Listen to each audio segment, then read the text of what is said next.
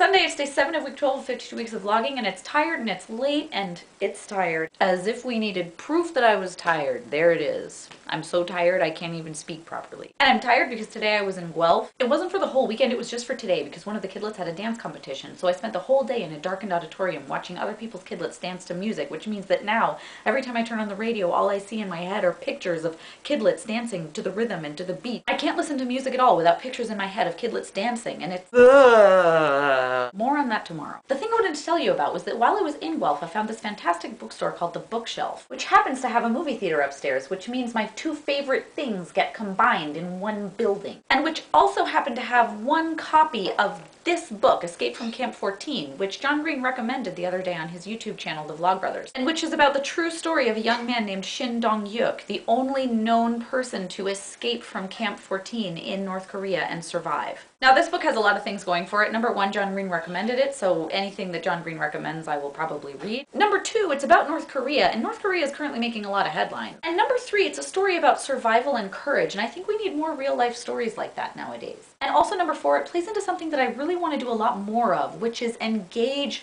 more thoroughly with what's going on around me in the world. And this is something I want to do with the Kidlets in their homeschool program too. When the Vatican selected a new pope, we watched it and we read about popes and how popes get picked and what popes do. When it came out a couple days ago that there was lead in rice, by the way, did you know there's lead in your rice? Yeah.